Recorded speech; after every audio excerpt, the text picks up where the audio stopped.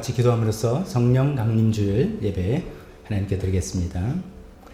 내가 아버지께 구하겠다. 그리하면 아버지께서 다른 보혜사를 너에게 보내셔서 영원히 너희와 함께 계시게 하실 것이다. 그는 진리의 영이시다. 세상은 그를 보지 못하고 알지도 못하므로 그를 맞아들일 수 없다. 그러나 너희는 그를 안다. 그것은 그가 너희와 함께 계시고 또 너희 안에 계실 것이기 때문이다. 하나님 감사합니다. 예수님의 십자가 죽음을 통해서 거룩하신 성령님께서 우리 안에 들어와 계실 수 있게 되었습니다.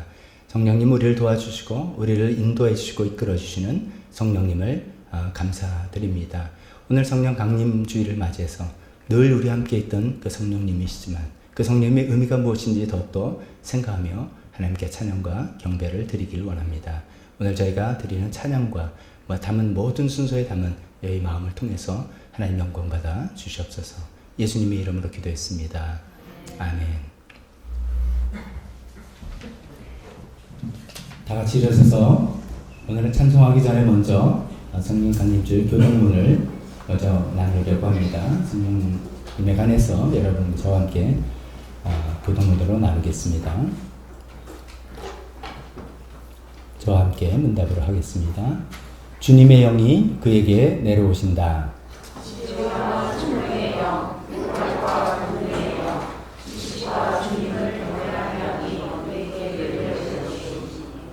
하나님께서는 성령을 통하여 이런 일들을 우리에게 계시해 주셨습니다.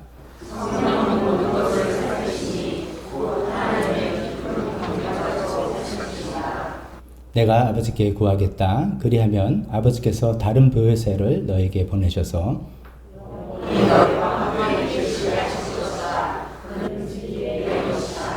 보혜사 곧 아버지께서 내 이름으로 보내실 성령께서 너에게 모든 것을 가르쳐 주실 것이며 또 내가 너희에게 말한 모든 것을 생각하게 하실 것이다. 그러나 성령이 너에게 내리시면 너희는 능력을 받고 예루살렘과 온 유대와 사마리아에서 그리고 마침내 땅 끝까지 이어 내 증인이 될 것이다. 아멘.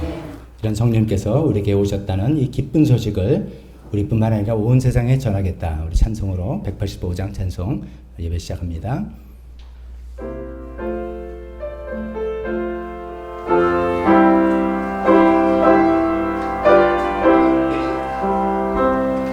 이 기쁜 소식을 온 세상 전하세. 큰 환난 고통을 당한 자에게 주 믿는 성도들 다 전할 소식을 성령이 오셨네. 성령이 오셨네. 성령이 오셨네. 내 주님 보내신 성령이 오셨네. 이 기쁜 소식을 온 세상 전하세. 성령이 오셨네. 만왕의 왕께서 저 사로잡힌 자 다 구원하시고 잠자리 주셨네. 승리의 노래가 온 성에 들리니 성령이 오셨네. 성령이 오셨네. 성령이 오셨네. 내 주님 보내신 성령이 오셨네. 이 기쁜 소식을 온 세상 전하세. 성령이 오셨네. 한없는 사랑과 그 크신 은혜를 늘 의심하면서 안 믿는 자에게 내 내 작은 입으로 고치고 나리니 성령이 오셨네 성령이 오셨네 성령이 오셨네 내 주님 보내신 성령이 오셨네 이 기쁜 소식을 온 세상 전하세 성령이 오셨네 아멘, 아멘.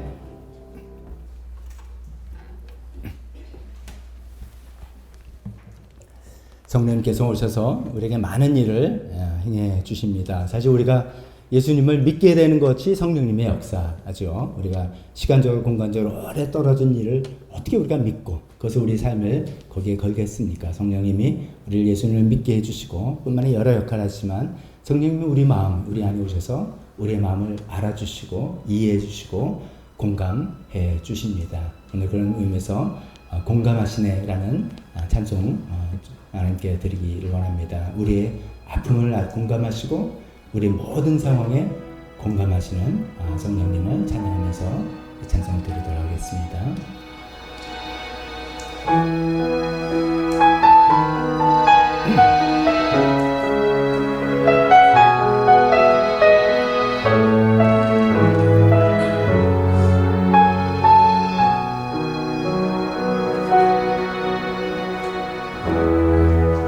혼자서만 세상을 사는 듯이 주가 멀어버리기만 해 우리는 바라보아야 하네 우리에게 오셨던 그 주님을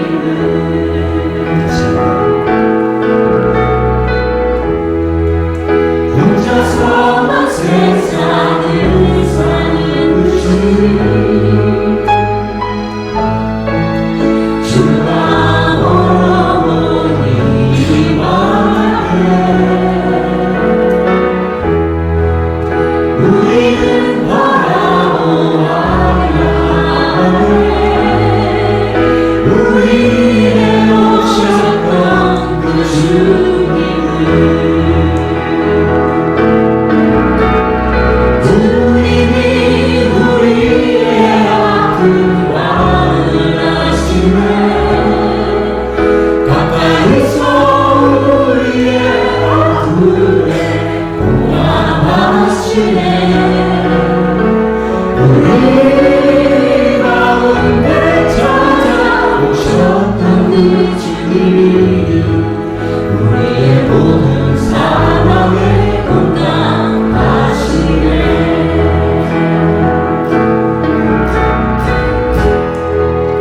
혼자서만 세상을 사는 듯이 주가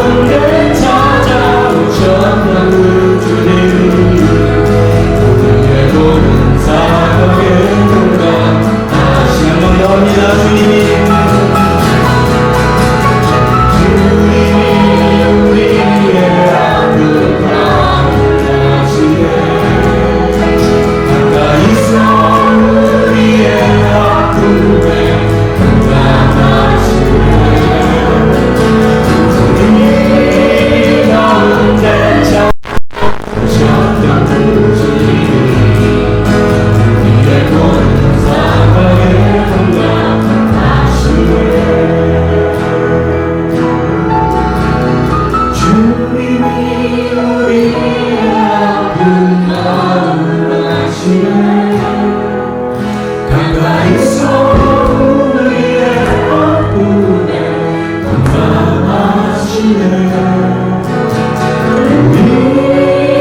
가운데 찾아오셨던 그 주님이 우리의 모든 상황에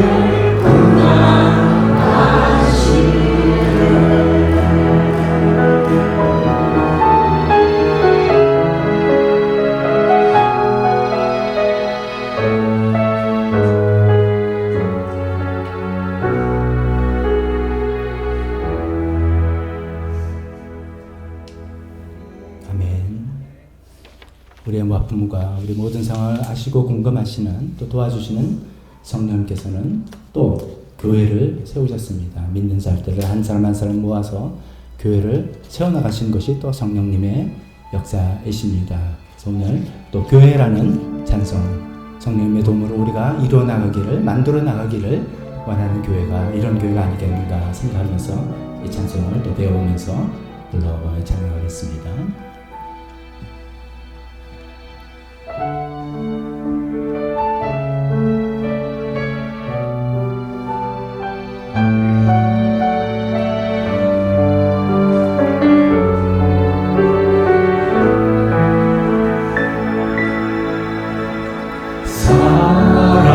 사랑이 넘치고나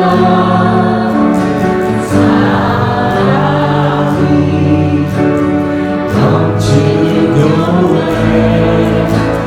섬기는 원하기보다 섬김의 기쁨 알아가는 교회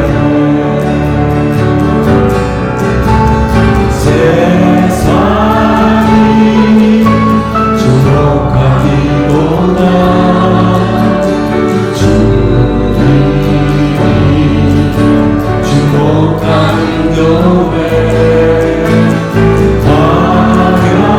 화려한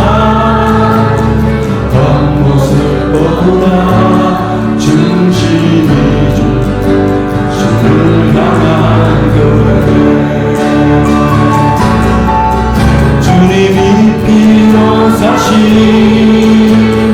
아름다운 교회 서로를 사랑함으로 하나 되는 교회 주님이 머리 되신 거룩한 교회 우리 함께 만들어가요 내 작은 생각 내 작은 생각보다도 하나님이 소중한 많은 교회 세상에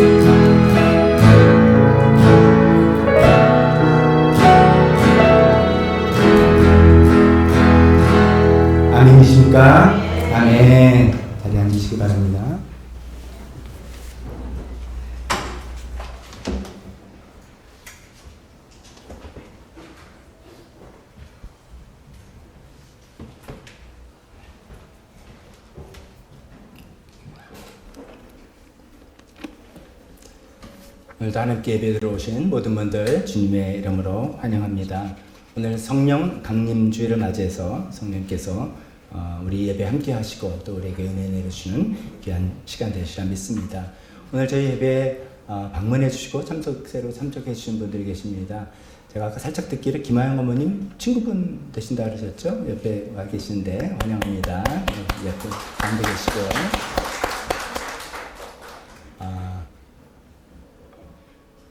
굉장히 오랜만에 오셔서 제가 나중에 개인적으로 인사하고 우리 차영기 형제님 따님 혜민 자매 결혼식을 잘 마치고 신혼여행 아마 갔다 와서 아까 같이 온 것 같은데 지금 혼자 계시네요. 네, 전화 준 것 같은데 누군지 세색 씨가 누군지 잠깐만 일어나서 주시죠. 네, 축하합니다. 축하합니다.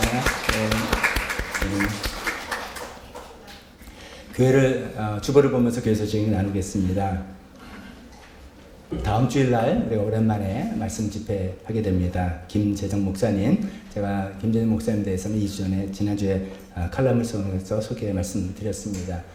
귀한 말씀, 또 영성 깊은 말씀들 우리가 잘 마음에 새기고 그 말씀대로 실천해서 살아가는 우리 귀한 시간들 되시길 바랍니다. 오전하고 이렇게 예배가 있고 오후 시간에 하나 더 있다고 말씀드렸습니다. 절대 놓치지 마시고 끝까지 일정 조정해서 오후 두 번의 시간 다 들으시고 하나님의 은혜 많이 받으시기 바랍니다. 이런 이제 말씀 집회가 있으면 우리가 기도로 준비한다 주로 그러는데 크게는 두 가지로 기도해 보십시오. 오늘 김재정 목사님 하나님께서 강사 목사님에게 정말 우리 교회와 나에게 딱 맞는 말씀 하나님께서 영감 주시고 준비할 수 있도록 기도하시고 또 그 말씀이 나한테 잘 들리도록 내가 그 말씀을 잘 붙들고 받아서 그 말씀대로 살아갈 수 있는 은혜 시간 되도록 그렇게 기도해 주시고 밖에 다른 이제 여러 가지 이제 환경이나 이런 걸 통해서도 이야기할 수 있겠습니다. 세대 통합 예배에 그동안 이제 교육부 이제 자녀들이 돌아가면서 부서별로 특성도 하고 그랬는데요. 이제 목장에서도 같이 이제 특송을 하자 그래서 이미 시작이 됐죠. 아마 다음 주 6월 달에는 힐링 목장이 특송하는 걸로 제가 알고 있고 7월 달은 단비 목장으로 제가 알고 있는데 이제 목장의 이제 특송 순서는 예배부에서 예배부 전사석 집사님, 부장님 집사님께서 이제 아마 알려주실 겁니다. 알려주시면 조정도 하시고 그래서 접촉을 잘 해서 매월 이렇게 또 특송하는 시간 가졌으면 좋겠습니다. 그럼 오늘 들어오시면서 예배실로 바로 들어오셔서 모르는지 모르지만 좀 그래도 교회가 밝아지고 좀 쾌적해지지 않았습니까? 지난주에 우리가 얼마나 땀 흘려 수고했습니까?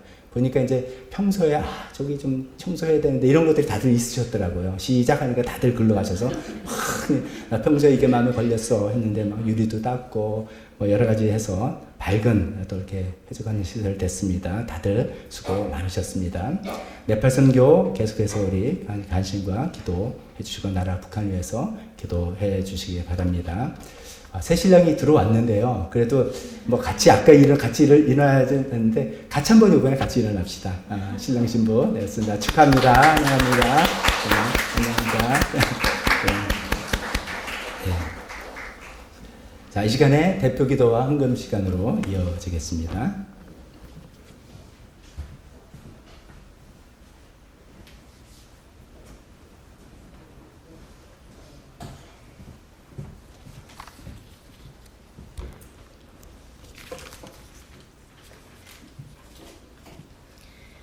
성령 강림 주일을 맞아 다 함께 기도드립니다. 찬양받기에 합당하신 하나님 아버지, 우리를 향한 놀라운 사랑으로 우리가 아직 죄인 되었을 때 십자가에서 우리의 모든 허물과 죄악을 대신 감당하시려 죽음 당하시고 부활하심으로 우리를 구원하시고 영생으로 이끄신 하나님께 감사와 찬양으로 예배를 드리오니 오직 홀로 영광 받으시옵소서. 아버지 하나님, 우리는 지금 3년 반 동안 전 세계를 공포와 마비 상태로 몰아넣었던 팬데믹 시대의 후유증과 우크라이나 전쟁, 전 세계적 경제 불황 등으로 어느 때보다 심한 스트레스와 불안감으로 근근히 살아간다는 말을 주고받고 있습니다. 이럴 때일수록 악한 영들은 우리의 감정과 마음을 조정하여 하나님을 원망하게 하고 낙심과 좌절로 이끌어 점점 더 소망 없는 삶으로 만들고자 끊임없이 우리를 흔들기에 자신도 모르게 무너지고 넘어져서 믿음 없이 살아가는 저희는 참으로 연약한 죄인들입니다. 불쌍히 여겨주시고 용서하여 주시옵소서.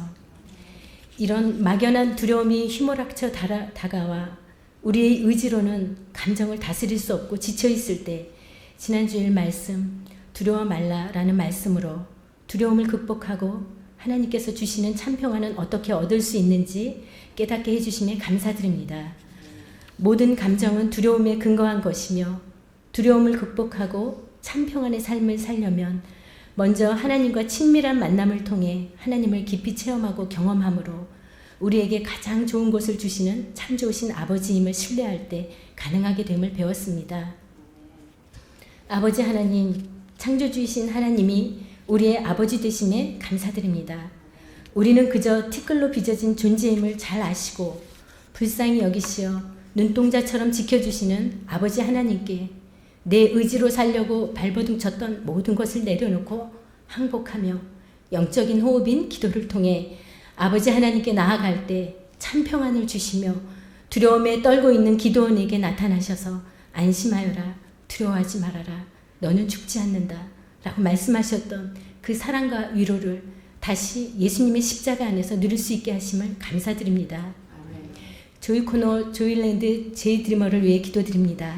특별히 교회 학교 선생님들과 함께 하시어 아이들을 향한 하나님의 사랑과 복음이 잘 전달되어 예수님 믿고 진정으로 행복하게 살아가는 아이들 되게 하시옵소서. 목장 사역을 위해 기도합니다.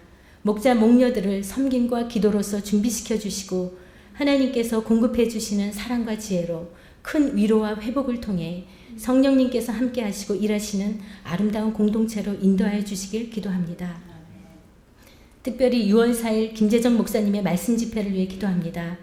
지난 2번의 말씀 집회를 통해서 당시 힘든 시간을 보내고 있던 저희 사랑하는 교회에 큰 위로와 힘을 주셨고 또 오랜 사역의 결론으로 신앙의 근본은 그리스도를 향한 충성이라고 깨우쳐 주시기도 하셨습니다. 다음 주로 예정된 3번째 말씀 집회를 통해서도 크신 하나님의 사랑과 우리 모두에게 주신 잃어버린 영혼에 대한 책임감과 의무를 다시 한번 깨닫는 소중한 시간 되게 하시옵소서. 사랑하는 교회를 위해 기도합니다. 먼저 하나님의 선하심과 인자하심을 찬양합니다. 생각해보면 사랑하는 교회가 있기까지 크고 작은 어려운 상황 속에서 주님의 손길이 닿지 않는 것이 없습니다. 교회의 참 주인 되신 예수님의 인도하심으로 수많은 일들과 함께 감회와 감사로 가슴이 벅차오릅니다.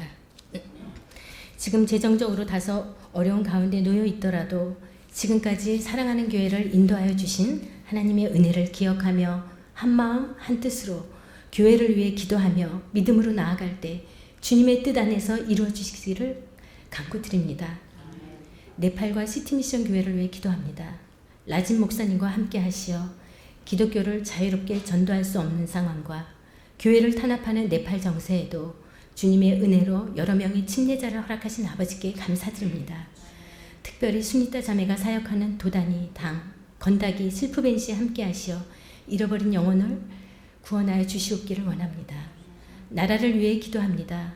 정치적, 경제적으로 복잡하게 얽힌 현실 속에서 위정자들이 하나님을 두려워하며 거짓 없는 정의로운 나라가 되기를 간절히 기도합니다.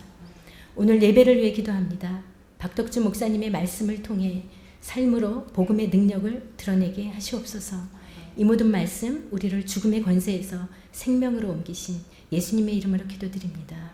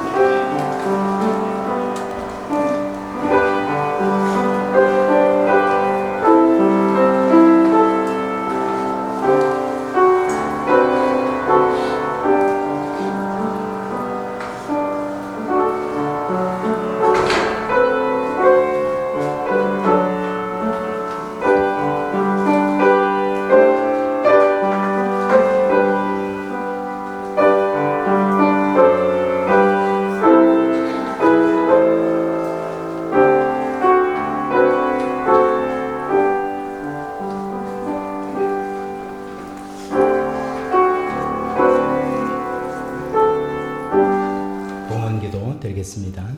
하나님 아버지, 저희가 감히 주님께 무엇을 드릴 수 있는 특권을 주시다니요 감사합니다. 하나님, 모든 것이 하나님께로부터 와서 사실 우리 삶에 필요한 것을 채워주시는 것, 그 중에 일부를 주님 전부라는 마음으로 주님께 드립니다. 하나님 아버지, 이렇게 귀한 마음으로 드리는 이 물질들 받아주시고 하나님께서 아름답게 사용하여 주시옵소서. 하나님 또 우리가 바치는 손길, 주는 그 손길에 정말 믿음을 더욱더 더하여 주시고 하나님을 신뢰하고 하나님을 의지하고 하나님 믿고 살아가는 그 마음들이 더욱더 풍성하게 주님 축복하여 주시옵소서. 예수님의 이름으로 기도했습니다. 아멘.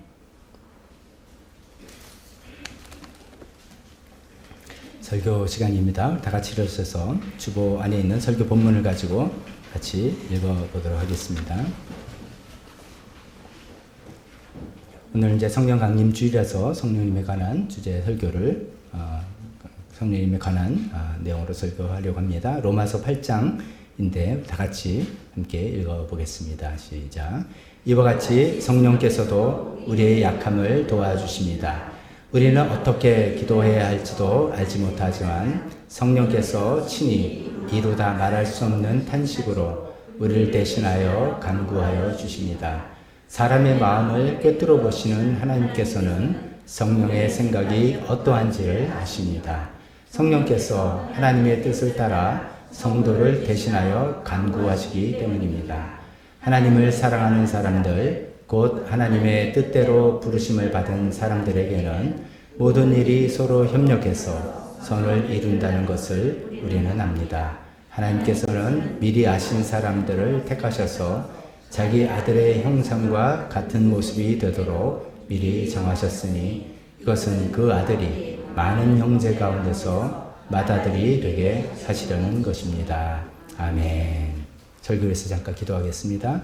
하나님 아버지, 성령님이 아니라면 우리가 하나님을 알 수도 없고 믿을 수도 없고 신앙생활을 할 수도 없습니다.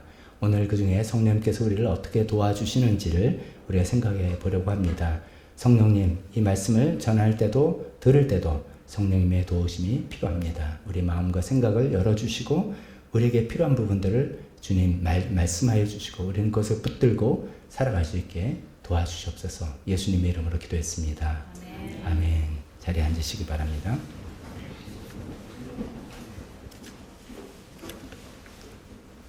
오늘 본문 말씀 가지고 성령님의 큰 그림이라는 제목으로 말씀 전하려고 합니다. 오늘은 이제 어떤 주제, 토픽 설교가 아니라 오늘 이제 본문에 있는 내용들을 좀 굉장히 꼼꼼히 살펴보면서 설교를 좀 하려고 합니다. 예수님께서 이제 제자들과 함께 계실 때 일찍이 그런 내가 너희를 떠날 것이다 그런 얘기를 하셨어요. 그러니까 제자들이 깜짝 놀라서 무슨 소리입니까? 라고 할 때 예수님은 내가 떠나는 것이 너네한테 더 유익이다 라고 하시면서 보혜사 성령님을 보내주겠다 그런 얘기를 하셨습니다. 보혜사라는 단어는 우리 이제 교회에 대해서 주로 쓰는 용어죠. 일반 사회에서는 잘 쓰지 않습니다. 지켜 보호하며 지켜 보살피며 은혜를 베푸시는 분이다. 뭐 지킬 보자다, 은혜자, 스승사자 이렇게 해서 우리를 지켜 보호하시고 은혜를 베풀어 주시는 분이다. 뭐 이런 뜻을 갖고 사용합니다. 이 성령님이라고 되기보다도 이제 보혜사라고 돼 있는 그 단어의 그 그리스 원래어는 이제 파라클레토스라는 건데 그 뭐 뒤는 부분이고 파라는 뜻이 옆에서 곁에서라는 뜻입니다. 그러니까 이제 하나님이 저 멀리서 우리를 도와준다는 개념이 아니라 필요한 부르면 오시는 그런 분이 아니라 늘 내 곁에서 사실은 내 안에 내 곁에 늘 계시면서 우리를 도와주신 분이다라는 그런 의미가 되겠습니다. 예수님이 이제 죽으시고 부활하시고 승천하신 다음에 내가 이제 가면 아버지께 부탁을 해서 너에게 성령을 보내주시겠다라고 해서요. 약속한 대로 50일째 되는 날, 그 이제 오순절이죠. 오순절 때 성령이 임하시게 된 것이 그 이제 사도행전 2장에 잘 나와 있습니다. 그 이후에 이제 아까 잠깐 말씀드린 것처럼 우리들의 크리스찬의 삶이라는 것은 성령님의 도우심을 받으면서 살아가는 삶이다. 이렇게 생각을 해야만 되겠습니다. 성령님 도움 없이는 우리가 믿을 수도 없고 알 수도 없고 아무것도 못하는 것이 현실인 것이죠. 오늘 이제 본문에 보면 성령님께서 우리의 연약함을 도와주신다 이렇게 되어 있습니다. 그 내용을 오늘 좀 집중으로 생각해 보려고 합니다. 성령님께서 어떤 부분, 어떤 연약한 부분들을 도와주시는지 또 우리를 도우실 때 성령님이 이제 어떤 큰 그림을 가지고 우리를 도와주실 텐데 성령님이 그리시는 그 큰 그림은 어떤 것인지 이것을 살펴보려고 합니다. 오늘은 그 주보 안에 있는 설교 본문, 그 본문을 좀 잠깐 왔다 갔다 좀 하시면서 따라오면서 하시면 더 도움이 될 것 같습니다. 첫 번째로는 이제 우리의 연약함을 도와주신다라고 할 때 26절 첫 번째 나오죠. 성령께서도 우리의 연약함을 도와주신다. 이게 이제 왜 이런 방언이 갑자기 왜 나오냐면 이런 것이죠. 우리 삶의 현실이 우리가 이제 살아가면서 생각해 보니까 하나님의 도움 없이는 우리가 정말 살 수가 없구나. 이런 것을 느끼는 사람, 예수님 믿는 사람은 이제 그런 사람들 아니겠습니까? 하나님의 도움 없이 내가 정말 살 수가 없는 거다. 라고 하나님의 도움을 절대적으로 필요한 존재가 되었는데 그 도움을 받는 통로라 할까요? 그런 것이 이제 기도지 않겠습니까? 그래서 기도를 해야 된다. 그래서 기도를 해야 되는 걸 너무 아는데 때로는 뭘 기도해야 되지? 그리고 또 어떻게 기도해야 되지? 이거를 잘 모르는 그런 연약함을 이야기하고 있는 것입니다. 즉 기도하는 면에 있어서 연약함을 지금은 이야기하고 있는 것이죠. 기도함에 있어서 연약함이라는 게 뭐 이런 것이죠. 우리 기도는 어떤 큰 틀을 예수님께서 주셨습니다. 그것이 바로 주기도문이죠. 주기도문이 우리가 기도해야 되는 어떤 큰 틀입니다. 양축이죠. 우리가 가장 먼저 마음에 두고 기도해야 될 것은 하나님이다. 그래서 하나님의 나라와 하나님의 이름과 하나님의 나라와 하나님의 뜻을 위해서 먼저 구하는 것이 우리 삶이 있어야 된다. 그리고 두 번째는 너희 자신을 위해서 기도할 때 세 가지를 말씀하셨죠. 육신의 필요를 위해서 일용할 양식을 위해서 기도해라. 용서를 위해서 기도하고 악한 자로부터 나를 유혹에 넘어가지 않도록 기도해라. 이렇게 이제 이것이 기도의 큰 틀이죠. 이것이 우리가 기도하는 일인데, 근데 이제 우리가 살아가는 삶은 그 큰 틀 말고도 실제 일상생활에서 이건 이렇게 해야 되나 저렇게 해야 되나 이건 어떻게 되지 이런 이제 디테일적인 부분들이 있지 않습니까? 근데 그때 이걸 뭐 어떻게 기도해야 되는 거야? 내가 뭐라고 기도해야 되는 거야? 그러니까 뭐라고 표현을 해야 되는 그 문제가 아니라 이걸 어떻게 해달라고 하는 게 맞는 건지 우리는 하나님 뜻대로 기도해야 된다는 걸 그래도 심중적으로는 알기 때문이죠. 근데 뭐가 하나님 뜻이지 이거를 잘 모르겠다는 것이죠. 그래서 그런 기도의 내용을 뭐라고 기도해야 되는지를 모르는 연약함이 우리의 현실인 것이죠. 근데 뭐 우리만이 아닙니다. 사도 바울도 잘 몰랐어요. 감사하게도 사도 바울도 그 육신의 가시에도 잘 몰라서 그런 거죠. 결국은 잘 모르고 그래서 하나님 뜻이 이제 하나님 뜻은 뭡니까? 내가 너에게 준 은혜가 족하다. 가시 뭔지 모르지만 고난 중에 그 은혜가 더 큰 거다. 근데 사도 바울은 그걸 잘 모르고 이거 없애주세요. 3번이나 기도한 거죠. 잘 몰라서 그런 것이죠. 우리는 더하죠. 우리는 더 우리 욕심대로 하면서 하나님 뜻이라고 기도하는 게 맞는데 그만큼 이제 우리가 뭐 어떻게 기도해야 되지? 뭘 기도해야 되는지를 잘 모르는 연약함이 우리가 있다는 거죠.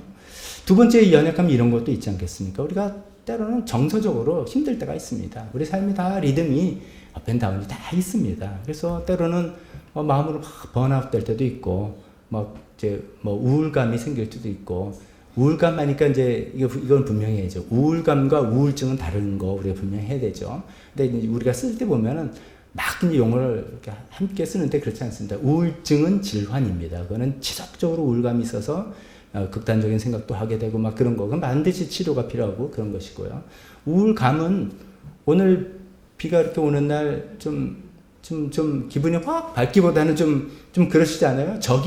기압이 저기압이고 이런 날은 그냥 멜랑콜리하고 좀 우울합니다. 뭐 이런 거예요. 근데 정서적으로 우리가 우울감이 올 때가 있는 것이죠.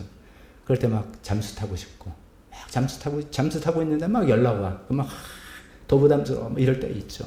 이런 정서적으로 우리가 연약하고 힘들 때 기도해야 되죠, 사실은. 기도하는 게 맞는데 잘 안 돼요. 그때 기도할 마음이 잘 안 생기는 것이죠. 또 신체적으로도 연약하죠.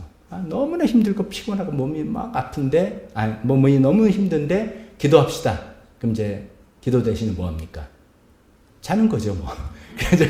그러니까 이제 저녁 같은 때 만약에 여기서 이제 저녁 시간에 기도회 시간에 막 기도하다 보면 수요 기도회 같은데 불 끄고 이제 음악 틀어 기도하잖아요. 나중에 끝내 보면 주무시고 계시는 분들, 뭐 이해가 됩니다. 얼마나 직장생활 바쁘게 힘들다 와가지고 힘든 거니까. 그래서 하나님 앞에 나와서 자는 게 낫나 뭐 싶을 정도. 이렇게 우리가 연약하다는 거예요. 하나님의 도움이 절실히 필요해서 기도해야 되는데 기도도 어떻게 될지도 모르겠고 정서적으로 기도할 힘도 안 나고 어떤 때는 기도 자체가 안 될 정도로 우리 연약한 우리의 현실을 성령님께서 아시고 도와주신다 라고 이야기하고 있습니다.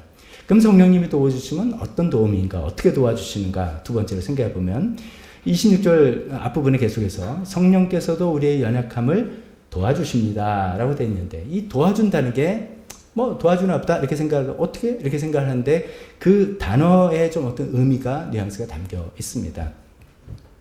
우리말로 번역해서 이제 도와주신다, 도와준다 이렇게 표현했지만, 이 사도 바울이 이 글을 쓸 때 제일 먼저 그 오리지널 쓴 그 그리스어는 꽤 복잡한 용어를, 단어를 썼습니다. 한번 듣고 잊어버리시면 됩니다.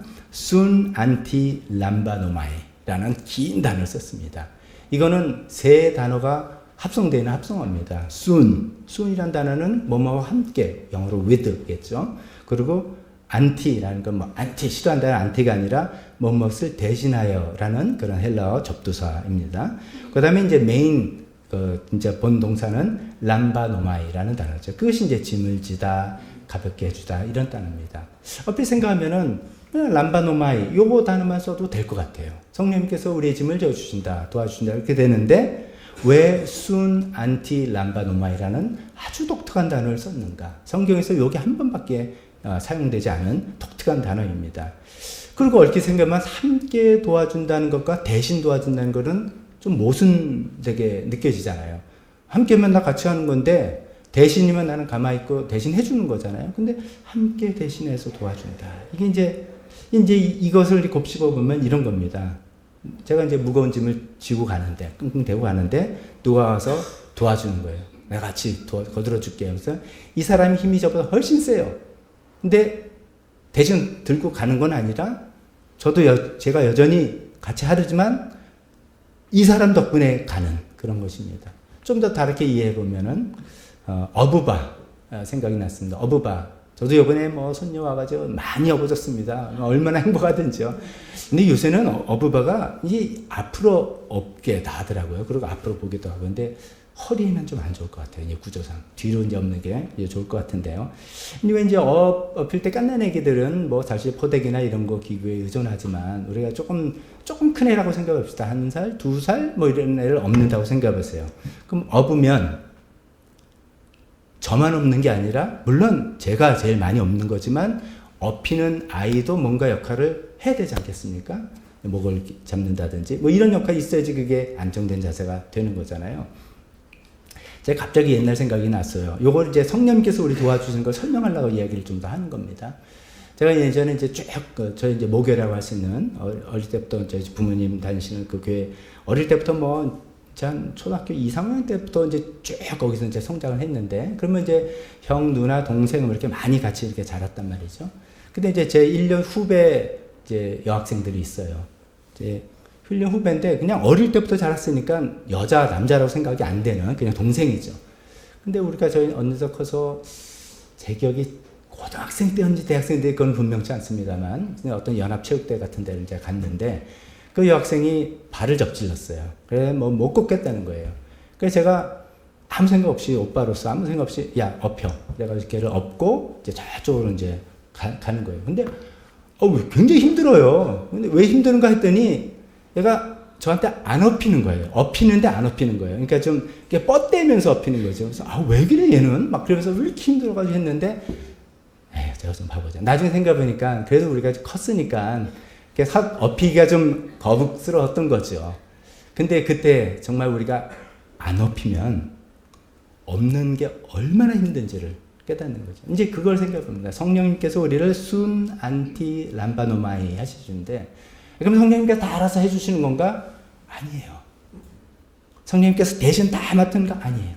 우리와 함께 하시는데 우리의 역할이 뭔가 있어요. 물론 성령님이 업어주시니까 가는 거지만, 더 훨씬 큰 역할이지만, 우리는 목을 껴안고 업히고 하는 그 역할을, 우리가 함께 하는 역할이 있어야지만 하나님께서 우리를 도와주신다는 그런 의미의 도우심을 이야기하고 계십니다. 우리의 연약함을 네가 이제 알아서 혼자 해결해라 라고 방치하시는 것도 아니고, 내가 다 알아서 해줄게 라고 대신 다 하시는 것도 아니고, 함께 해결해 주시려고 우리에게 도움을 주시는 성령님의 도우심이라는 겁니다. 그럼 그 도우심의 좀 더 구체적인 모습은 뭐냐? 그 26절 제일 끝에 나오죠. 우리를 대신하여 간구하여 주신다. 우리를 대신하여서 간구하여 주신다. 이것을 교회용어로 중보 기도하신다라고 표현하지 않습니까? 더 원래 표현은 중보입니다. 중보도 교회에서 쓰는 용어입니다. 일반 사회에서는 중재라고 하죠. 미디에이터라고 하죠. 양측이 지금 우크라이나하고 러시아하고 지금 전쟁 중인데 뭐 중국이 중재자 역할을 하느냐, 뭐 프랑스가 그 일을 하느냐, 투르키가 하는 뭐 이렇게 중재하는 것이고요. 하나님과 우리 사이를 중재하시고 우리를 대신해서 우리를 위해서 하나님께 기도를 대신하는 것, 그것을 중보 기도라고 합니다. 우리 교회에서 이제 중보 기도부가 있어서 우리 크고 작은 기도 제목들 같이 나누면은 많은 분들 거기 헌신하신 분들이 기도하시고 그런 것이 우리에게 큰 힘이 되지 않습니까? 여러분들 이제 여러분 개인적으로 어떤 힘든 문제가 있을 때 혼자 끙끙 앓는 것보다도 그래도 내가 마음 편한 사람 누구에게 기도 부탁하고 그 사람 기도를 날 위해서 해준다는 거 할 때 얼마나 실질적으로 힘이 됩니까? 근데 이제 기도를 해주는 사람이 정말 믿음이 깊고 정말 뭐 이렇게 영적 지위도 높고 이렇게 되면 더 좀 우리가 힘이 되겠죠. 바로 그런 거예요.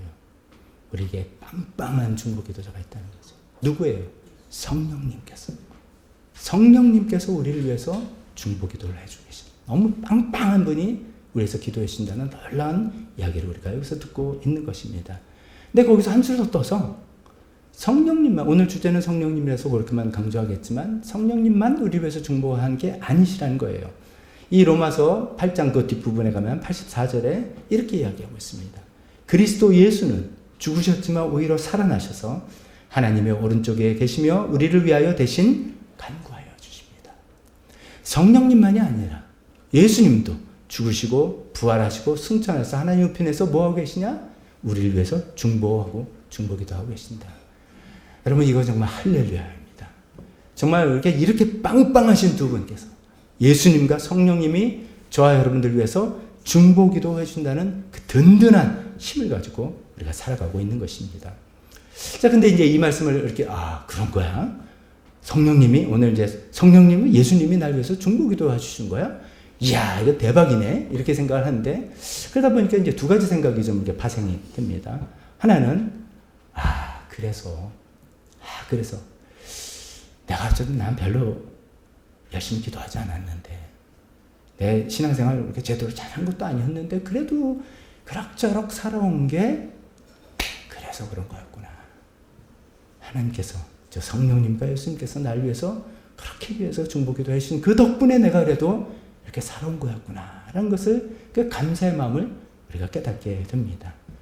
복음 찬송 그거 있잖아요. 누군가 널 위해 기도하네. 그 찬송이 우리 서로 우리가 기도하는 사람이 있다는 것처럼 보이지만 사실 그 가사는 이 중보자 되신 성령님과 예수님이 널 위해서 기도한다. 그 누군가가 바로 성령 예수님을 두고 이야기하는 것입니다.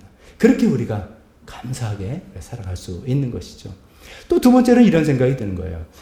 그러면 그렇게 빵빵하신 두 분이 나를 위해서 늘 중보 기도해 주시면 나는 그냥 무임승차 그냥 가만히 있으면 되겠네? 이렇게 생각을 할 수 있다면 오늘 그 말씀 보니까 그게 아니라는 거죠. 순 안티 람바노마이. 그냥 가는 거 아니다 이거죠. 내가 다 도와주는데 거의 대신하는데 넌 적어도 업혀야 된다. 목을 잡고 이렇게 안겨야 되는 것이 제가 아까 말씀드린 후배처럼 뻗디고 그러면 안 되는 그 역할이 있다는 것이죠. 그래서 우리도 기도하고 우리도 하나님 뜻을 알려고 하고 쓰는 그런 부분이 반드시 있어야 된다고 말씀드립니다. 네 번째로 생각할 것은 성령님께서 우리를 위해서 중보 기도하시는데 독특하게도 탄식하시며 기도하신다라고 되어 있습니다. 그 26절 중간에 보면 성령께서 친히 이루다 말할 수 없는 탄식으로 이렇게 표현했습니다. 성령께서 우리를 위해서 중보 기도하시면서 이루다 말할 수 없는 탄식으로 기도하고 계신다. 이런 표현인 것이죠. 자, 여기서 먼저 우리는 생각할 것은 성령님이 탄식하신다. 이런 내용을 통해서 성령님은 감정이 있으신 분이구나. 감정 부린다는 나쁜 뜻이 아니라 감정이니까 지성, 의지, 감정이 있는 인격체의 하나님이시구나. 이런 것을 우리가 분명히 알 수 있습니다. 제가 여러분 이렇게 캐치하셨는지 모르지만 의도적으로도 성령님 합니다. 그러니까 성경에는 성령에 돼 있어서 그렇게 해도 큰 상관이 없습니다만은 왜 의도적으로 성령님 자꾸 우리가 하는 게 좋은 거냐면 성령님을 삼위일체한 분 인격적인 개별적이고 독립적인 인격적인 하나님으로 우리가 인정하는 마음을 확실히 하고 싶어서 그런 것입니다.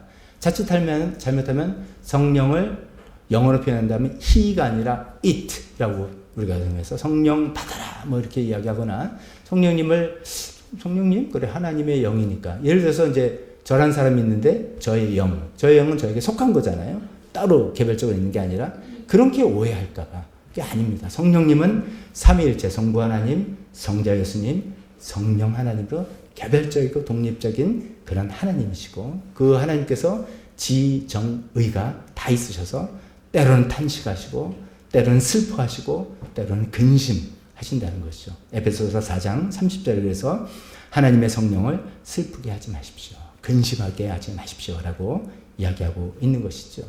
그렇게 그 성령님께서 우리를 위해서 중보기도 하시면서 탄식하신다. 탄식으로 기도하신다. 라는 이 내용을 우리가 좀 살펴봐야 되겠습니다. 여기 이루다 말할 수 없는 탄식이다. 이 표현이 생각을 해보면 이게 무슨 말이지? 이렇게 좀 이렇게 이렇게 생각이 드는 말입니다. 그래서 이것도 성경을 연구하시는 분들이 다 이제 아무리 연구를 해도 이게 두 가지 견해를 제시하고 있습니다.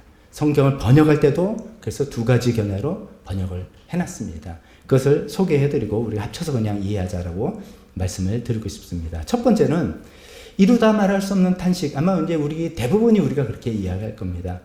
말로 표현할 수 없을 정도의 큰 탄식이다. 너무나 형편이 딱하고 너무나 힘들어서 이걸 나는 어떻게 말로 표현이 안 되네. 그렇게 할 정도로 큰 탄식을 한다. 이런 표현으로 생각할 수 있는 것이죠. 영어 번역본은 굉장히 많습니다. 수백 가지가 있습니다. 근데 그 중에 이제 많이 쓰는 것 중에 하나가 NASB라는 번역본이 있는데 거기는 too deep for words.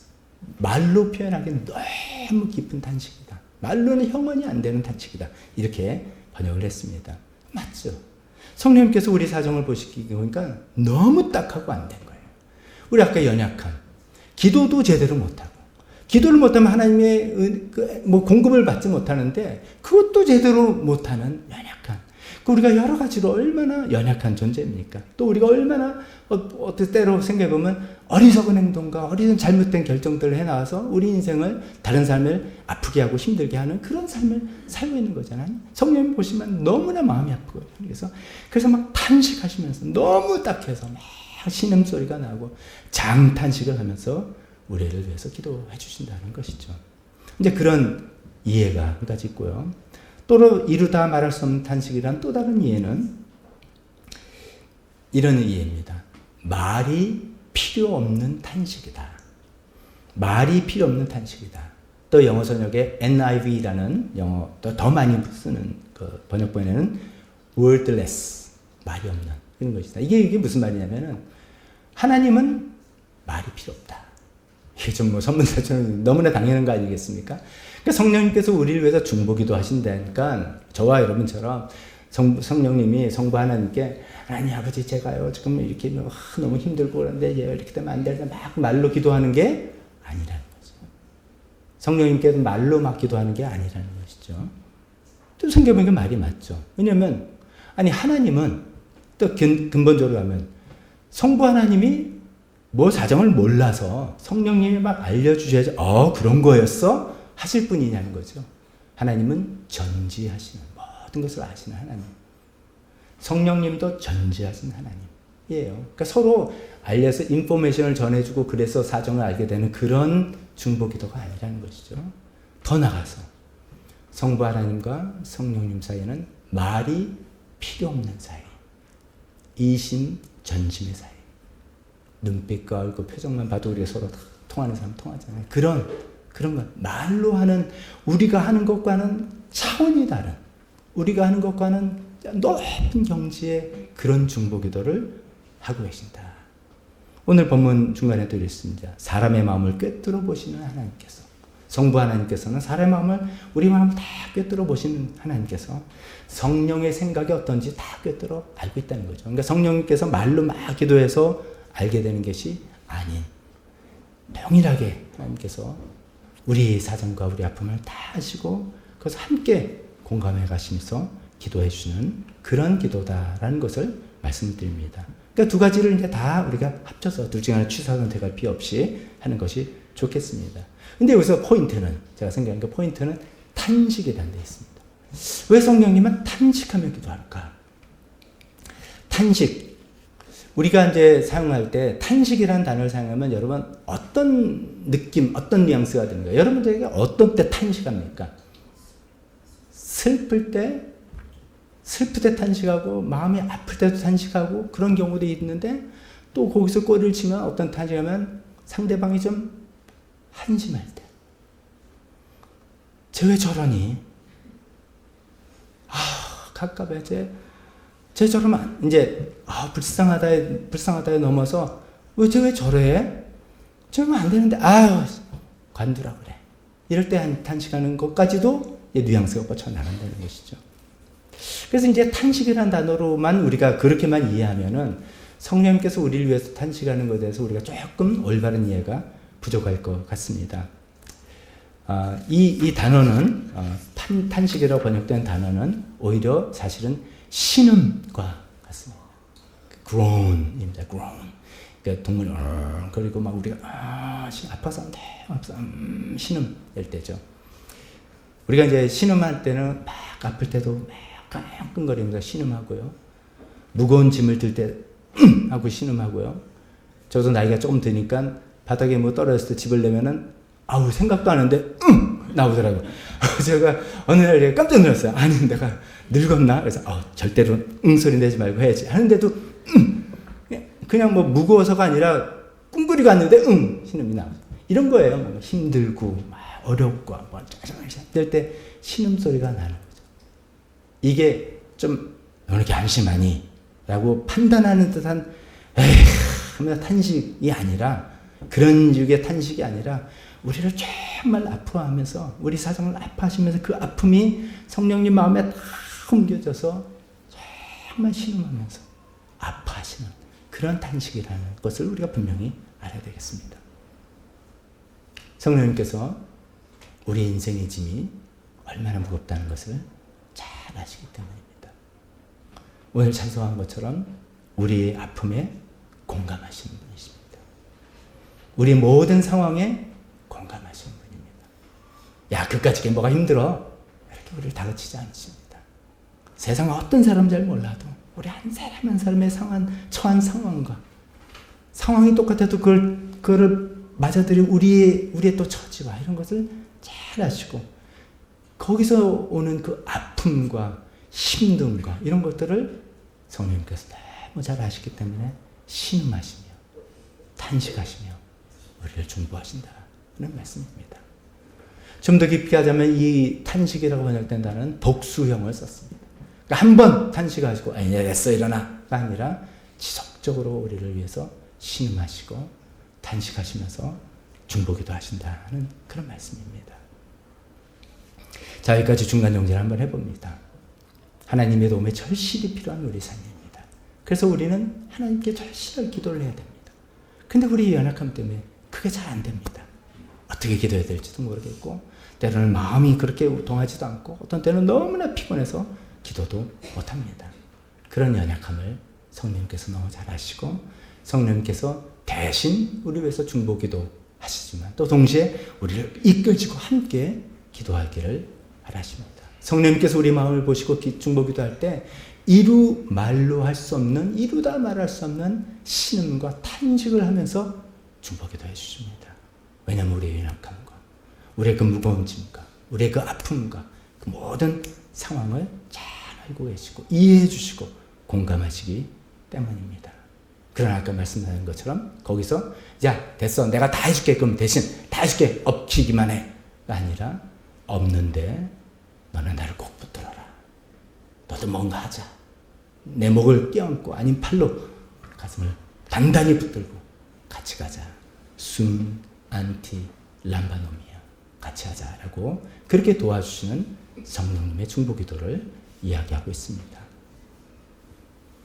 여러분 얼마나 우리 인생의 다행입니까? 얼마나 감사합니까? 이렇게 빵빵하신 분이 우리 위해서 우리 마음을 이해하시고 공감하시면서 우리 위해서 중보기도 하고 계신다는 말입니다. 다섯 번째로는 그러면 성령님께서는 어떤 큰 그림을 그리면서 우리를 중보하시는가, 이것을 생각해 보겠습니다. 오늘 이 말씀이 26절을 주로 제가 이야기하면서 말씀드렸는데요. 그러니까 성령님께서 우리 연약함을 아시고 우리 위해서 중보기도 하신다, 이런 내용인데요. 이 구절은 그냥 어디 그러니까 뚝 떨어진 게 아니라 전후 맥락 가운데, 문맥 가운데서 우리에게 주어진 것입니다. 그 전후 맥락을 우리가 살펴보면 더 이해를 할 수 있겠습니다. 이 26절부터 우리가 생각했지만 그 앞에 어떤 내용이 있는지 제가 이제 그냥 설명만 해보겠습니다. 특히 이제 18절에서 15절에는 25절에 이런 얘기를 사도 바울이 하고 있습니다. 현재 우리가 겪는 고난이 있다. 로마 교인들에게 편지를 썼고요. 그분들은 이제 복음 때문에 핍박을 받기 시작하는 때이기도 합니다. 복음에 대한 핍박이 아니더라도 우리 이 세상 지금 살아가는 것 자체가 죄와 악 때문에 힘겨운 그 고난과 어려움이 워낙 많은 삶 아닙니까? 그래서 우리가 현재 겪고 있는 고난이 있지만 이 고난은 장차 우리에게 나타날 영광에 비교해보면 아무것도 아니다. 이 이야기를 하면서 격려를 하고 있습니다. 힘들지만 우리가 장차 받을 영광에 비하면 견뎌보면 아무것도 아니다 라고 하면서 소망을 주는 것입니다. 그러나 문제는 그 영광의 날을 기다리는 것이 또 쉽지는 않다. 너무 많은 힘겨운 어려운 일이 있는 거잖아요. 근데 이제 그 영광의 날, 하나님께서 이루실 그 날을 기다리는 그 기간에 우리만이 아니라 묘한 말씀을 하시죠. 이 세상에 있는 모든 피조물들, 하나님께서 창조하신 모든 자연만물의 피조물들도 이제까지 함께 신음하며 해산의 고통을 겪고 있다라고 22절에 얘기했습니다. 여기서 함께 신음하며 해산의 고통한데, 이게 신음이라는 단어가 성령께서 우리 위해서 탄식한다고 하고 똑같은 단어를 쓴 거죠. 그러니까 성령님만 신음하고 탄식하시는 게 아니라 이 세상의 모든 피조물들도 하나님, 이 세상은 지금 망가진 세상입니다. 하나님께서 지으신 창조 질서하고는 너무 엉클어져서 죄악이 만연한 세상입니다. 그래서 다 깨지고 망가진 세상이에요. 빨리 회복의 날을 우리에게 주시옵소서 하면서 그 날을 하면서 막 신음하면서 견뎌나가는 그런 이야기를 하고 있습니다. 뿐만 아니라 23절에는 우리 모든 성도도 그날이 오기를 속으로 신음하고 있다라고 이야기합니다. 나는 신음하지 않았는데 영적으로 안 깨어 있어서 그러신 거예요. 영적으로 깨어 있는 모든 성도들은 하나님, 그건 하나님께서 지으신 세상이 아니지 않습니까? 하나님, 예수님께서 이 땅에 오셔서 십자가에 지시고 피를 흘리셨는데도 왜 이 세상이 이랬습니까? 생각해보니까 예수님께서 다시 오실 그날이 있다. 하나님, 그러면 그날이 오기를 우리는 기다립니다. 그러나 이 고통을 감내하면서 우리는 신음하며 탄식하면서 견디고 있는 그 성도들의 기도를 이야기하고 있는 것입니다. 그런 얘기를 쭉 하면서 오늘 본문 말씀이 이와 같이 likewise 성령님도 신음하고 탄식하신다라고 이야기를 하고 있는 것입니다. 그렇게 생각해 볼 때 성령님께서 신음하고 탄식하시는 것은 우리 처지와 상황이 안타깝고 안 돼서 물론 그렇게 시작하지만 그것만을 위해서인 것이 아니라 성령님 그리신 큰 그림은 하나님의 모든 피조물이 신음하면서 하나님께서 오실 영광의 날을 바라보면서 신음하고 있고, 깨어있는 성도들이 신음하고 있는 것처럼 성령님도 신음하면서 이 힘들고 어려운 시기를 잘 견뎌라. 우리가 현재 당하고 있는 고난은 장차 우리가 누릴 영광이면 아무것도 아닌데 이 시기를 견뎌야 된다. 힘을 내야 된다. 그러면서 신음을 하시면서 우리를 위해서 중보기도 하고 계시다는 그 말씀입니다. 그게 이제 앞에 있으면서 이와 같이 우리를 중보하시는데, 그 말씀 우리 본문 그 뒤에는, 우리가 본문들 삼은 28절에는 우리가 너무나 좋아하는 말씀입니다. 모든 분들이 사랑하는 말씀입니다. 뭡니까? 28절, 하나님을 사랑하는 사람들, 곧 하나님의 뜻대로 부르심을 받은 사람들에게 모든 일이 서로 합력하여서 선을 이룬다는 것을 우리가 압니다. 이런 말씀이잖아요. 근데 이 말씀을 번역하면서 그냥 우리말에는 그냥 넘어가도 되기 때문에 빠뜨렸는데 28절 앞에 and가 달려 있습니다. 그리고 이 연결된다는 의미를 이야기하고 있습니다. 즉 뭐냐면 하나님께서 그 영광의 찬란한 날을 위해서 피조물들도 신음하고 있고 깨어있는 성도들도 신음하고 있고 성령께서 신음하면서 우리를 중보하고 해서 그 모든 날이 우리가 장차 누릴 그 영광의 그 날로 향하고 있는데, 그 영광의 날이 뭐냐? 하나님께서 원하신 모든 일을 합력하여서 선을 이루는 그 선이 바로 자기 아들의 형상과 같은 모습이 되는 그 29절에 나오는 그 이야기라는 것이죠. 우리가 오해하지 말라고 제가 몇 번 말씀드렸죠. 모든 이 협력에서 다 잘 될 거야 이런 이야기를 하는 게 아닙니다. 모든 내가 바라는 것이 결국은 다 잘 될 거야 라는 이야기가 아니라, 그런 의미에서 선이 아니라 하나님이 생각하시는 선이 있다는 거예요. 그 선이 29절에 나온 것처럼 자기 아들, 즉 예수님의 형상과 같은 모습으로 우리를 만들어 나가시는 그 일이 반드시 이루어질 거다라는 그 말씀하십니다. 그것을 위해서 모든 일을 협력하시고, 그걸 위해서 성령님이 탄식하시며 중보기도 하시고, 그날을 위해서 모든 피조물들이 신음하고, 그날을 위해서 깨어있는 성도들이 다 신음하면서 주님 그날이 오기를 바라고 우리가 그렇게 되기를 바랍니다 라고 기도하고 계신다는 것입니다. 그것이 성령께서 우리를 중보하시면서 그리시는 큰 그림입니다. 물론 성령님께서 우리 일상에서 크고 작은 일들까지도 다 중보해 주시고 기도해 주십니다만, 그것에 끝나는 게 아니다라는 것을 꼭 기억했으면 좋겠습니다. 성령님이 갖고 계신 큰 그림은 저 여러분 한 사람 한 사람이 예수님의 형상 같은 사람이 되는 그런 사람으로 만들어 나가시는 그런 것이다라는 말씀입니다. 자, 마지막으로 그러면 예수님의 형상 같은 것은 뭐냐? 아이고, 이건 너무나 큰 주제입니다. 이거는 이야기 못하지만 간단하게 생각합니다. 뭐 예수님의 겉모습을 닮은 거, 그건 아니라는 거 우리가 금방 알죠. 어떻게 보면 하나님께서 인간을 창조하셨을 때 그 모습 그대로, 예수님께서 하나님께서 우리를 회복하시고 싶은 그 모습 그대로, 그런 것입니다. 여러 가지로 설명할 수 있지만 최근에 제가 2번 설교하면서 그 삼각형 이야기를 계속 했지 않습니까?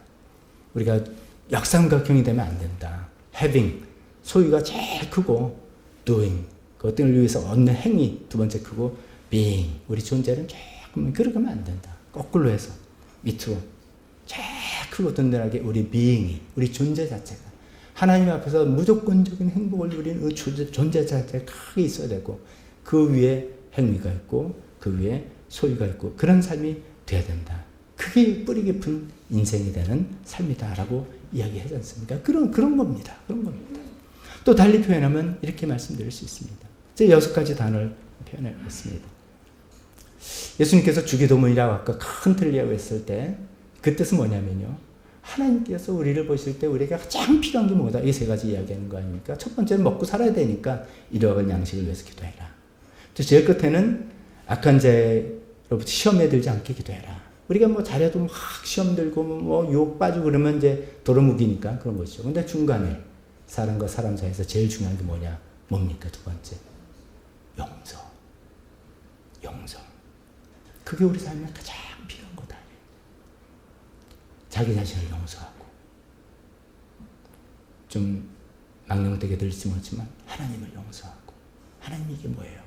하나님 용서하고, 자기 자신을 용서하고, 다른 사람들을 용서하고, 그 용서를 통해서 내가 자유함을 얻게 되고, 용서 못하면 정말 속박된 인생입니다. 정말 불쌍한 인생입니다. 내가 누구 때문에 이렇게 내 인생이 불행하다 라고 하는 모든 대상을 용서하는 것. 그래서 참 자유를 얻는 것, 절실하게 필요한 것이죠. 또 2번째, 자기 자신과 다른 사람들을 불쌍히 여김. 힘들지 않은 사람 없습니다. 다 힘듭니다. 너도 힘들고 나도 힘들고. 저 사람 나 이렇게 힘들게, 알고 보니 그 사람이 힘들어서 그런 거예요. 제가 지난번에 말씀드렸죠. 왜 화를 내는가? 두려워서 그런 거예요. 그래서 정말 너무나 서로를 불쌍히 여기는 마음, 또 자기 자신을 불쌍히 여기는 연민의 마음. 3번째, 또 자기 자신과 주변 사람들을 존중하는 마음. 하나님께서 그렇게 귀하게 여기신 존재인데, 하나님께서 저 영을 위해서 목숨을 바치시고 생명을 내주셨는데, 내가 어떻게 저 사람을 함부로, 저 사람 지위가 낮다고 해서 저 사람이 뭐 이렇게 한다고 할 수 없다. 그 사람을 존중하고, 또 나 자신을 존중하는. 4번째, 자기 자신과 다른 사람 모두를 존재 그 자체로 사랑하는 것. 6번째, 이건 지난번에 말씀드렸죠. 하나님께서 나에게 맺어주신 모든 사랑, 모든 상황을 수용하는 것. surrender, accept 하는 것. 마지막으로 감사가 넘치는 삶. 여러분 생각해보세요. 정말 용서와 불쌍히 여기는 연민과 존중과 사랑과 수용과 감사가 내 마음에 확 넘친다면 어떻게 보면 그게 예수님의 모습 아닙니까? 예수님 그러신 분 아닙니까? 또 예수님께서 말씀하신 것처럼 하나님을 사랑하고 이웃을 사랑해야 된다. 가장 큰 계명 주신 그 삶의 모습이 그런 모습 아니겠습니까? 성령님은 우리를 그런 사람으로 만들어 주시려고 탄식하며 중보기도 하고 계십니다.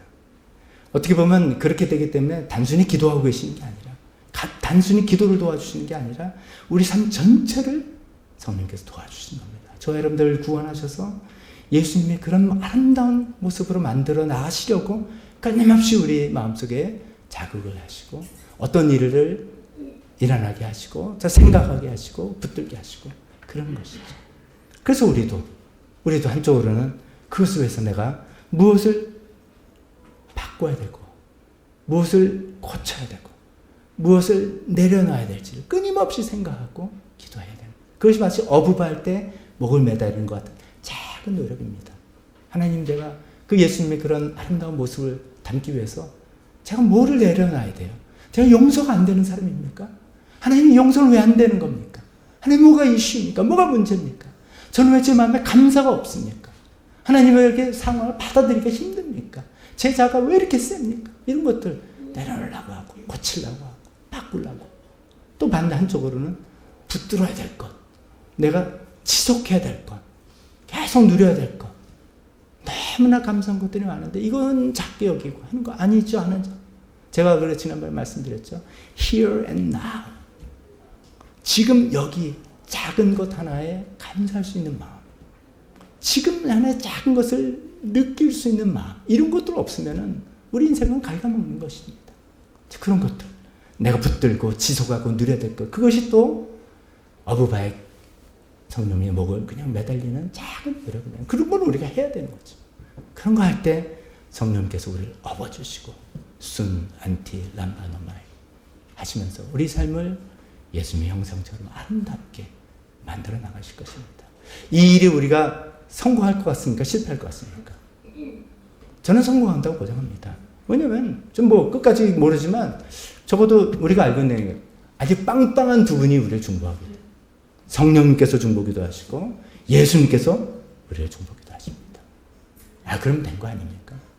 그 중보를 받아서 우리가 어부바의 목을 매달리는 그 작은 노력들 해나갈 때 우리도 예수님의 형상 같은 아름다운 모습으로 나아갈, 그래서 하나님의 영광의 날을 우리가 함께 맞이할 그날, 그 성령님의 큰 그림으로 우리를 도와주시는 그 아름다운 모습이 이루어지게 될 것이라 믿으며 그런 노력을 하나님의 도움으로 해나가는 우리 모두가 되었으면 좋겠습니다. 반주해 주실 때 오늘 하나님께서 하신 말씀 중에서 여러분의 마음에 또 뭐가 하나 와닿은 게 있다, 나에게 하신 말씀 같다라는 거 있다면 그거 붙들고 그냥 설교 듣고 그냥 일어나는 것이 아니라 그거 붙들고 이 시간에 기도합시다. 그거 붙들고 이 시간에 결단합시다. 그거 붙들고 이 시간에 회개합시다. 그래서 하나님 잘못했습니다. 도와주시고 용서해 주십시오. 하나님, 이것은 내가 더 잘하겠습니다. 도와주세요. 하나님, 이건 어떻게 해야 될지 모르니까 지혜를 주세요. 헌신하며 기도, 하나님의 도움을 이 시간에 당장 right now 이 시간에 주님 구하는 그 헌신 시간 다 같이 갖도록 하겠습니다. 기도하겠습니다. 하나님 아버지 도와주시옵소서.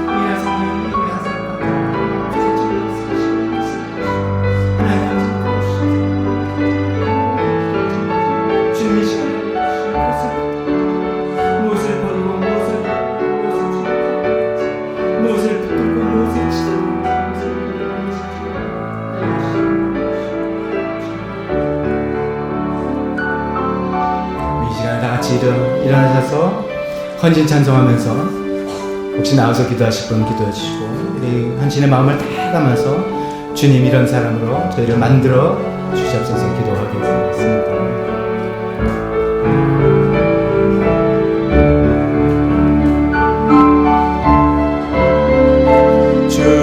주님 뜻대로 나를 만드소서.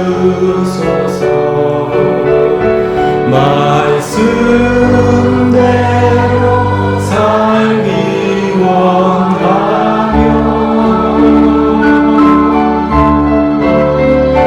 내 일생 주께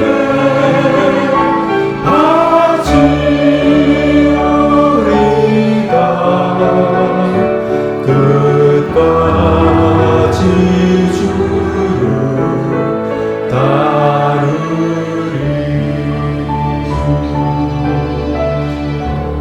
축도하겠습니다. 지금은 우리 주 예수 그리스도의 은혜와 하나님 아버지의 사랑하심과 성령님의 교통하심이 성령님의 도움을 받아서 성령님의 중보기도 덕분에 좀 예수님을 닮는 형상이 되기를 간절히 바라는 여기 있는 모든 분들 모이 위해 지금부터 영원토록 함께 있을지어다. 아멘.